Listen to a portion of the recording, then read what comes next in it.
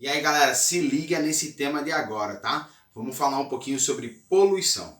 Para quem vai fazer o Enem daqui a 2 dias, tem que se ligar nesse tema porque é tema certo em ciências da natureza. E é claro, para quem vai fazer a minha prova também tem que se ligar para passar de ano, né? A gente sabe que está acabando o ano e a gente quer todo mundo aprovado. Então, olha, poluição. Quando a gente fala de poluição, 3 temas vão subir aí, beleza? Poluição do ar, poluição do solo ou poluição da água. Então a gente tem 3 opções. Quando eu falo de poluição do ar, muito mais comum essas questões envolvendo a química ambiental, porque a gente vai falar sobre a transformação dos gases, o que é que acontece com esses gases quando são lançados no ambiente, por exemplo, efeito estufa, a chuva ácida, o aquecimento global em geral, tá? Quando a gente fala sobre poluição do solo, ela vai estar muito interligada com a poluição da água, porque normalmente quando você polui o solo, essa poluição se estende, por exemplo, até os lençóis freáticos, ou elas são lixiviadas pela chuva e levadas para corpos hídricos, como rios, que aí são levados para o oceano. Mas a poluição do solo em geral, a gente vai falar sobre a poluição do lixo em si, o descarte incorreto do lixo, e poluições, por exemplo, como agrotóxico, que é um defensor agrícola. Mas quando a gente fala de poluição, não tem para onde correr. Tema certo na prova é falar sobre água. Então vamos falar um pouquinho sobre corpos hídricos. Poluição da água, a gente destaca 2 pontos. Primeiro ponto, vamos falar sobre a poluição orgânica, aquela poluição que causa a eutrofização. Esse nome mesmo, eutrofização. O que é uma eutrofização? É quando você tem excesso de matéria orgânica sendo lançado na água. E esse excesso de matéria orgânica, digo aqui de passagem, pode ser, por exemplo, o esgoto, tá? O esgoto doméstico causa isso. Esse excesso de matéria orgânica vai levar nutrientes para a água como NPK, nitrogênio, fósforo e potássio. Esse excesso de nutriente faz com que algas se proliferem. E quando essas algas se proliferam em grande quantidade, vira aquele mar verde, aquele mar turvo, aquele rio turvo verde, aquele lago verde, significa dizer que ali tem coisa ruim. Que coisa ruim é essa? Muita alga gera uma camada espessa. Essa camada espessa impede a passagem de luz. Se a luz não passa, significa dizer que os organismos que estão embaixo não conseguem fazer fotossíntese.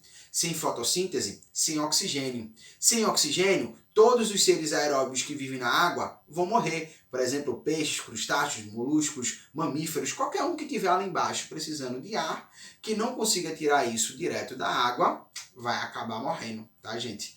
Então, esse processo de despeja matéria orgânica, gera um crescimento de algas, as algas impedem passagem de luz, a falta de passagem de luz faz com que lá embaixo não tenha oxigenação, cresce o número de bactérias, esse oxigênio acaba, gera a morte dos indivíduos, eutrofização.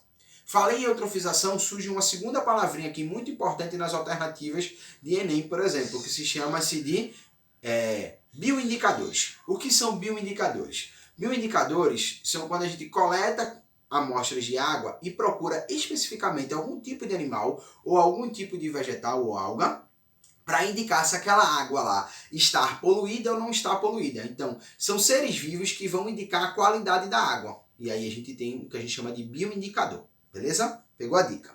Segundo tipo de poluição da água é quando a gente tem agora compostos que são inorgânicos lá em geral, ou compostos que não são feitos de gestão pelo ser vivo. Por exemplo, o óleo que chegou na nossa costa em 2019, que infelizmente retornou esse ano. O mercúrio, que normalmente é lançado em regiões de garimpo, quem lembra do Rio Madeira no ano passado, 2021, que tinham centenas de balsas de garimpo no rio. Ou o plástico, que infelizmente é lançado no rio e depois lançado nos mares, e que a gente sabe que a previsão da ONU é que em 2050 a gente vai ter mais plástico no oceano do que a gente tem de peixe. Então, esses componentes não são digeridos pelos seres vivos, portanto, eles entram num outro grupo. E aí é onde entra a atenção para 3 palavrinhas.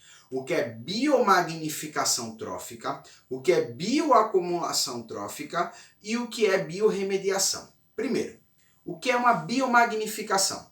É quando um poluente entra na cadeia alimentar e vai passando de um nível para o outro. Então, por exemplo, teve lá um crustáceo ou um molusco se alimentou desse componente, se alimentou do óleo, ou se alimentou do plástico, ou se alimentou do mercúrio.